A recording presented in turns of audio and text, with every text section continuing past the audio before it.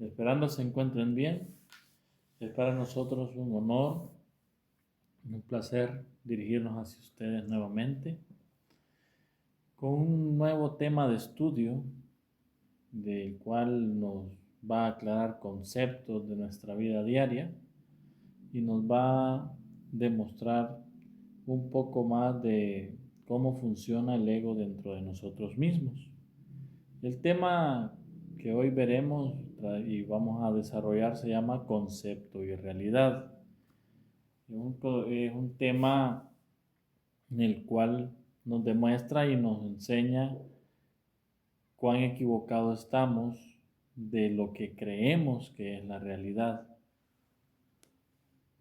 Nos dice el venerable maestro Samael Aun Weor: ¿quién o qué puede garantizar que el concepto y la realidad resulten absolutamente iguales? El concepto es una cosa y la realidad es otra. Existen tendencia a sobreestimar nuestros propios conceptos.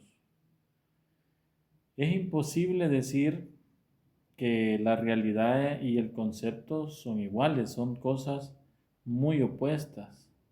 Sin embargo, la mente hipnotizada por el ego cree que sus propios conceptos y supone y asegura que es la realidad absoluta o que estas dos, que concepto y realidad son iguales. Sin embargo, no lo es así. Un concepto es algo que nuestra mente cree real y la realidad es algo que desconocemos de instante en instante.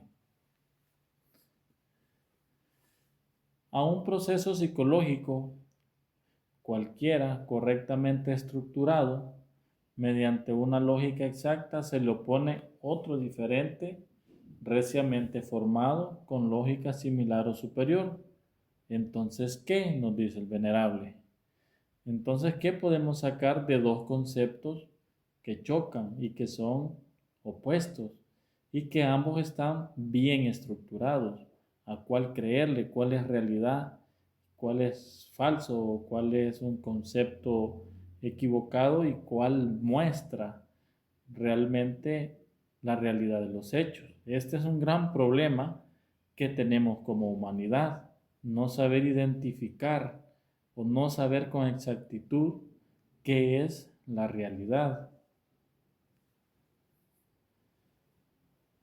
Y continúa el venerable: dos mentes severamente disciplinadas dentro de férreas estructuras intelectuales discutiendo entre sí, polemizando sobre tal o cual realidad, creen que cada una en la exactitud de su propio concepto, o sea, en lo que ellos creen, y en la falsedad del concepto ajeno, o sea, lo que el otro dice o cree está errado. Mas, ¿cuál de ellas tiene la razón? ¿Quién podría honradamente dar garantes en uno y otro caso? ¿En cuál de ellos concepto y realidad resultan iguales? Entonces, esto es una problemática. O sea, obviamente cada cabeza es un mundo y en todos y en cada uno de nosotros existe una especie de dogmatismo eh, que está relacionado con nuestros egos, que quiere hacernos creer, los egos nos quieren hacer creer en que la igualdad absoluta de conceptos es realidad. O sea, que los egos nos hacen creer que el concepto que ellos transmiten es la realidad absoluta. Y es por eso que traemos esta imagen, ¿no? De dos personas viendo un número, o sea, una dice que es 6 y la otra dice que es 9. Ambos tienen razón. Sin embargo, ambos se contradicen porque están en diferentes puntos de vista, ¿no? En diferentes apreciaciones. Entonces esto es el problema de nuestra mente, este es el problema de los conceptos que los egos y de los dogmatismos que como humanidad creamos. Nos creemos absolutos y únicos y no dejamos, no permitimos eh, el, que nuestro ser o que nosotros mismos absorbamos nuevos aprendizajes, tengamos nuevas experiencias con diferentes culturas, ¿no? O sea, debemos abrirnos y romper con esa barrera de dogmas y de creer que lo que nosotros decimos es la absoluta realidad y que nuestros conceptos son únicos y acertados. Continúa el venerable diciendo, por muy fuertes que sean las estructuras de un razonamiento, nada pueden garantizar la igualdad absoluta de conceptos y realidad. O sea, por muy estructurado, por muy bien fundado que esté un pensamiento, un razonamiento, una idea, no puede garantizar que este concepto sea realidad. Quienes están autoencerrados dentro de cualquier procedimiento logístico, intelectual, quieran hacer siempre coincidir la realidad de los fenómenos con los elaborados conceptos, y esto no es más que el resultado de la alucinación razonativa. O sea, todos aquellos que estamos encerrados de- dentro del intelectualismo, queremos siempre que las cosas que pasan a nuestro alrededor o las cosas o los fenómenos naturales que pasan a nuestro alrededor coincidan o, o comprueben nuestros conceptos. Y eso no es correcto, o sea, estamos muy alejados y a esto el maestro lo describe como una alucinación razonativa, ¿no? El querer hacer que los fenómenos coincidan o tengan un sustento de nuestros conceptos creados. Abrirse a lo nuevo es la difícil facilidad del clásico. O sea, y aquí viene esto de las generaciones, ¿no? O sea, la generación anterior o las generaciones anteriores a nosotros no aceptan lo nuevo de la siguiente, ¿no? Estilo de música, estilo de vestir, etcétera, etcétera. Esto no enfrascando si es bueno o malo, sino simplemente que no acepta las diferentes características que tienen las diferentes épocas. Entonces, un, alguien que de los 60 no va a aceptar todo lo que hace o, o actúa o como actúa alguien que nació en los 80, ¿no? Desgraciadamente, dice el venerable, la gente quiere descubrir, ver en todo fenómeno natural sus propios prejuicios, conceptos, preconceptos, opiniones y teorías. Nadie sabe ser receptivo, ver lo nuevo con mente limpia y espontánea. O sea, siempre andamos tildando, siempre andamos marginando, ¿no? Dependiendo de nuestros conceptos o nuestros prejuicios. Y que estos, pues, conceptos y prejuicios y opiniones y teoría son transmitidas, ¿no? Por el ego, por cuando éste las absorbió con la formación de nuestra personalidad.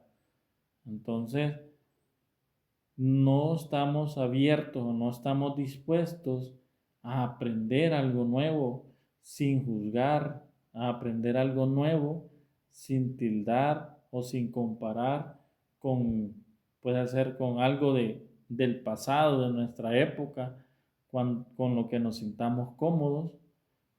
Y entonces siempre andamos señalando, ¿no? Y no podemos y perdemos realmente la oportunidad de aprender de lo nuevo. nos dice el venerable maestro, que los fenómenos le hablen al sabio sería lo indicado. Desafortunadamente, los sabios de estos tiempos no saben ver los fenómenos, solo quieren ver en los mismos la confirmación de todos sus preconceptos. No aprendemos de lo que sucede a nuestro alrededor y continuamos queriendo justificar nuestras ideas y nuestros preconceptos en los fenómenos, ¿no? Asimismo dice el maestro Samael, aunque parezca increíble, los científicos modernos nada saben sobre los fenómenos naturales, o sea, nada saben de la realidad que suceden y por qué suceden los fenómenos naturales, porque quieren siempre comprobar sus conceptos, sus preconceptos, sus hipótesis concebidas por la mente.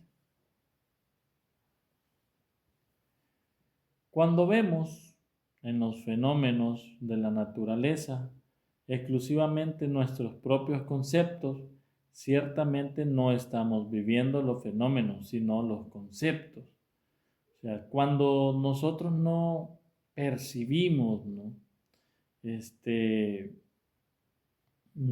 Los fenómenos naturales o todo aquello que sucede a nuestro alrededor de forma natural, de forma sencilla, de forma receptiva, y siempre la estamos viviendo con conceptos, prácticamente no estamos viviendo el momento, sino que estamos viviendo nuestros prejuicios y nuestros conceptos. Pero dice él, alucinados por los tontos científicos, por su fascinante intelecto. O sea, los científicos siempre buscan, ¿no? Comprobar sus teorías o conceptos, ¿no? Y pues nada saben y nada descubren de la propia realidad de estos fenómenos. Creen en forma estúpida, dice el maestro, que cada uno de sus conceptos es absolutamente igual a tal o cual fenómeno observado, cuando la realidad es diferente. Debemos aprender a ser receptivos, ¿no? Y a no juzgar, como veníamos hablando anteriormente, a no enfrascarnos en nuestros conceptos, porque vamos a caer en esto de la ignorancia, en la ignorancia intelectual. El no saber escuchar a las personas, el no saber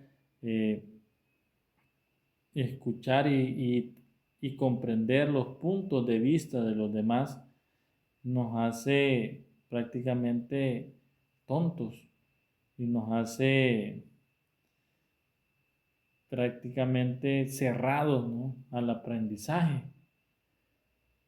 Porque cada quien mira los fenómenos y cada quien percibe los fenómenos de acuerdo a su condición interna, ¿no? Si le ponemos atención a la imagen y nos preguntamos hacia dónde va el tren, algunos verán que va hacia adelante y otros percibirán que van hacia atrás. Son dos conceptos distintos y opuestos, ¿no?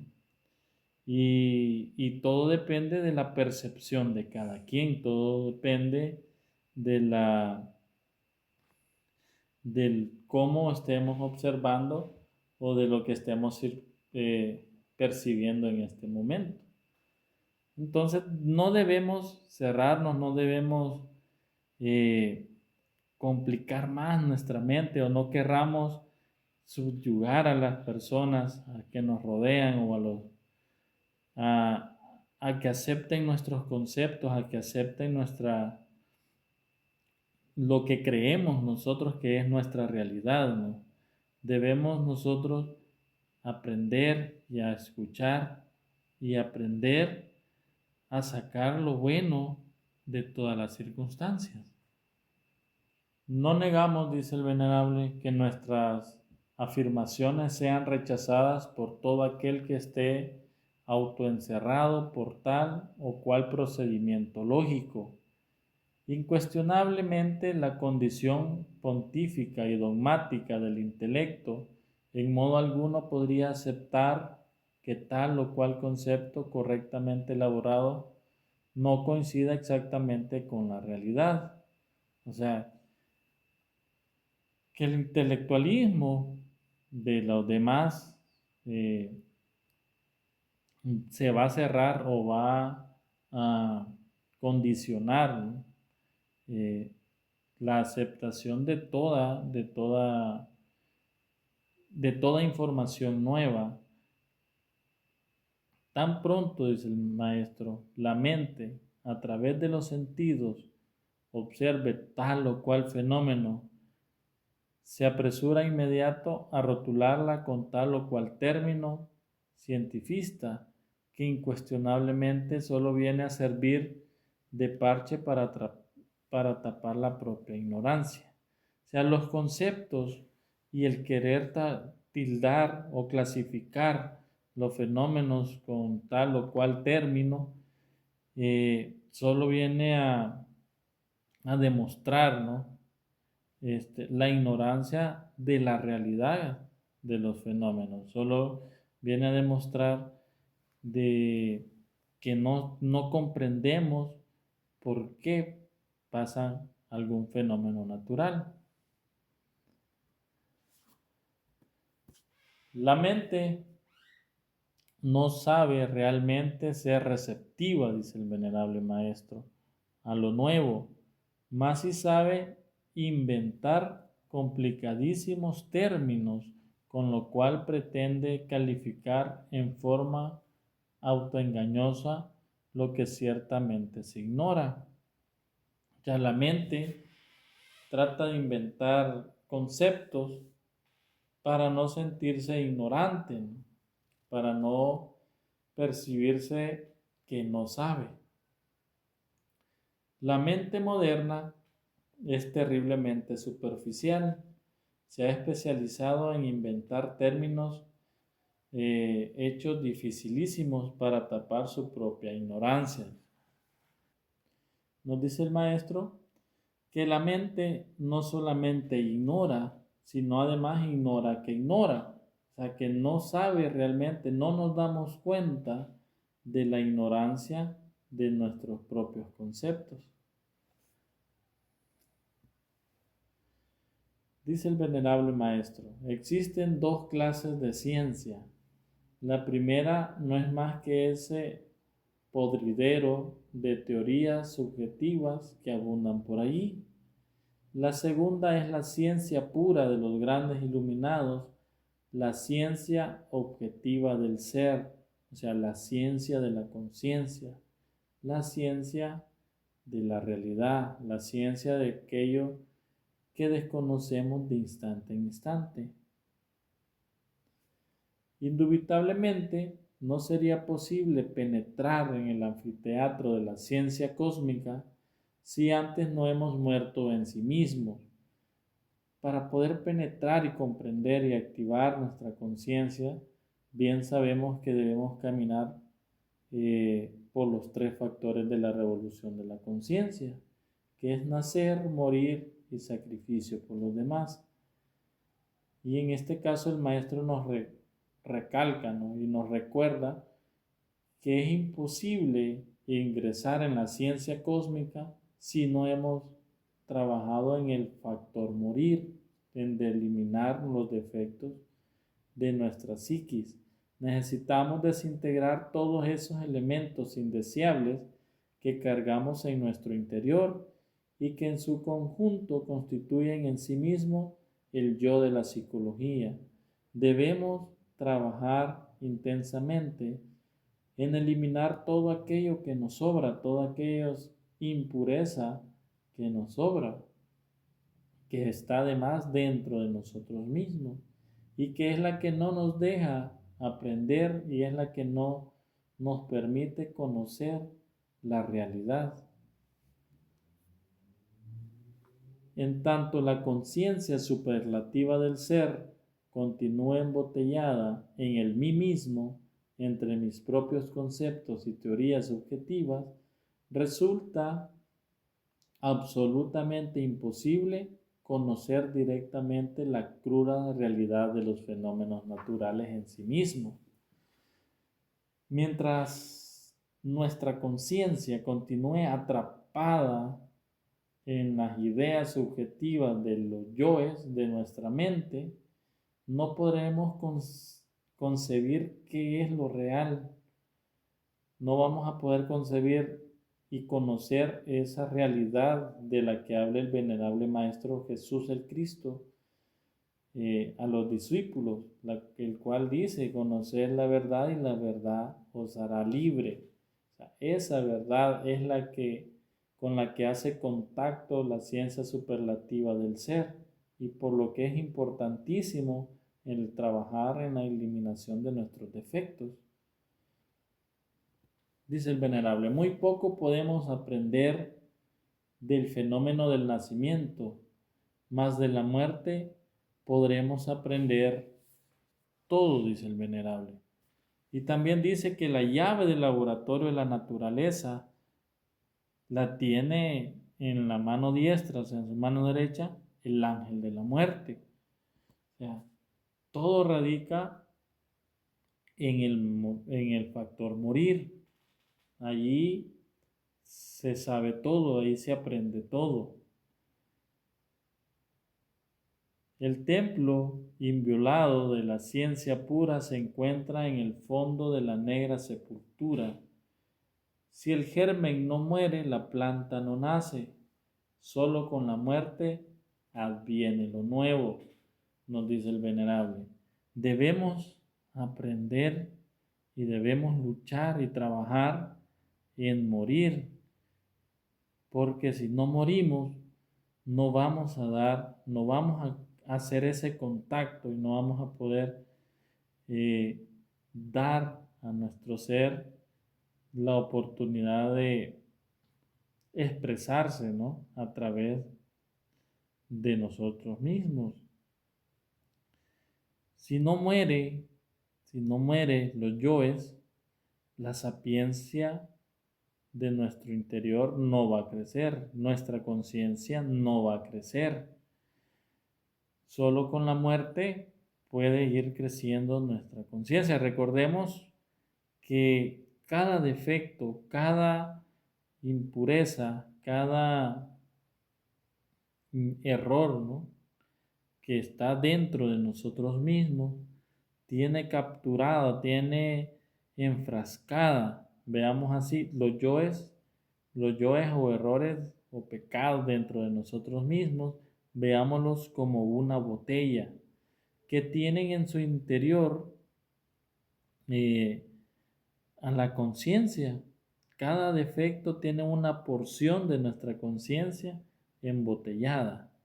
Entonces, al morir o al desintegrar un defecto, esta conciencia se libera, o sea, adviene lo nuevo. Se libera y se suma al 3% de conciencia libre que poseemos. Entonces crecemos en sapiencia y crecemos en espíritu. Nos dice el venerable: cuando el ego muere, la conciencia despierta para ver la realidad de todos los fenómenos de la naturaleza tal cual son en sí mismos y por sí mismos.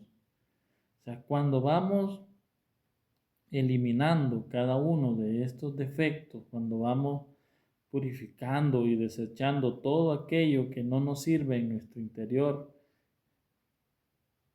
la conciencia va despertando y vamos comprobando y vamos teniendo esas experiencias de la realidad, de lo que realmente, de todos los fenómenos que suceden.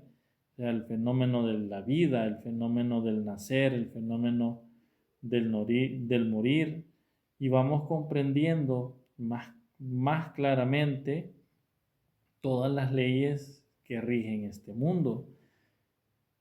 Y conociendo la verdad, vamos a poder comprender y ver el dualismo con lo que está formado este mundo, ver cómo funciona realmente todo este mundo en que existe esta humanidad. Vamos a poder comprobar, o se va a poder comprobar por medio de del morir, o por medio de esta experiencia de conocer la verdad, vamos a poder comprobar toda la crueldad de este mundo y vamos a ver lo engañado que estamos, lo falso que es este mundo, ¿no? Lo que creemos felicidad realmente no es una felicidad, sino que son conceptos y son ilusiones que los defectos ponen en nuestra mente para que nos desviemos y perdamos toda búsqueda de verdad o toda búsqueda de espiritual en nosotros mismos, ¿no? O simplemente para causarnos sufrimiento. Unos sufrimos porque el vecino tiene carro nuevo y nosotros no lo podemos cambiar. Si no, veamos cuántas historias de personas endeudadas en los bancos existe por el simple hecho de querer aparentar lo que no tenemos. Ese es, y siguiendo, ¿y por qué lo hacen? Porque van siguiendo lo que en teoría para ellos es la felicidad, o sea, obtener algo, piensa la humanidad, que le va a dar la felicidad. Ese es el concepto, tenemos bien, el concepto que el yo nos vende, el concepto que el yo transmite a la humanidad, eh, donde pone que si obtengo una casa grandísima, eso le va a dar felicidad.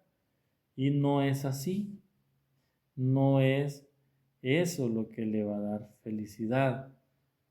Entonces, debemos buscar y debemos trabajar muy arduamente para poder conquistar o para poder hacer contacto con, con eso que es real, con la realidad y poder comprender los fenómenos, ¿no? O todo el comportamiento de este mundo. La conciencia sabe lo que directamente experimenta por sí misma, el crudo realismo de la vida más allá del cuerpo, de los afectos y de la mente. O sea, que la conciencia experimenta y viaja o se traslada a esa realidad, la cual está más allá de este mundo físico, la cual está más allá de todo lo sensorial de este mundo. Porque la realidad o la verdad que os hará libre no es, no es algo que se pueda ver con estos ojos físicos, ¿no? Sino que tienen que ver con los ojos del alma, con la conciencia. Y es muy difícil, y les estaríamos mintiendo, si les tratamos de explicar cómo es un samadhi o cómo es esto de conocer la verdad. Cada, cada persona, cada uno de nosotros va a tener su experiencia particular sobre sobre la realidad. Si uno trabaja constantemente, si no desmaya en el trabajo interior, vamos algún día a poder comprender y vamos a algún día poder comprobar realmente esa realidad, ¿no? El maestro con esta conferencia de lo que es concepto y realidad es como, digamos, una expansión de lo que es la caverna de Platón, ¿no? Donde recordemos que una humanidad nace encadenada, o sea, nuestra humanidad está encadenada a los deseos, a los vicios, a los egos en general, a todo lo a todo lo negativo, ¿no? De este mundo. Estamos encadenados ahí a prejuicios, a un montón de cosas, etcétera. Y conocer la realidad o la verdad es aquella persona que sale de la cueva y logra ver que no es la realidad aquellas imágenes que se ven donde está aquella humanidad encadenada. Entonces, ese es el trabajo de los grandes iniciados, el trabajo de los grandes avataras, dar a conocer el camino para poderse liberar de las cadenas de ilusión, para podernos liberar de toda la falsedad, ¿no?, que nos transmiten los yoes. Entonces, pero conocer esa verdad no es fácil.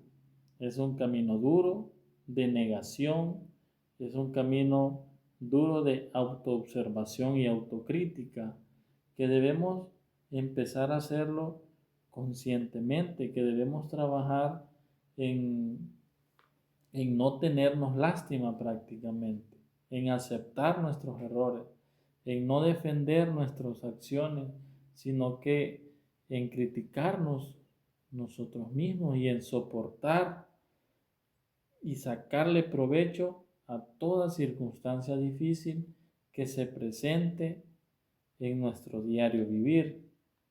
No es fácil, pero el camino, todos los grandes avataras lo han explicado y lo han dicho, que no es un camino de rosas, no de pétalos de rosas, más bien es un camino de espinas el que debemos emprender. Esperando esta plática sea de utilidad para su trabajo y que nos ayude a comprender un poco mejor lo que es el trabajo sobre nosotros mismos y sobre el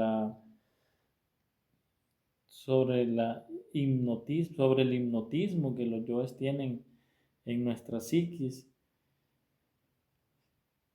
Llegamos hasta aquí y cualquier pregunta, pues estamos a la orden.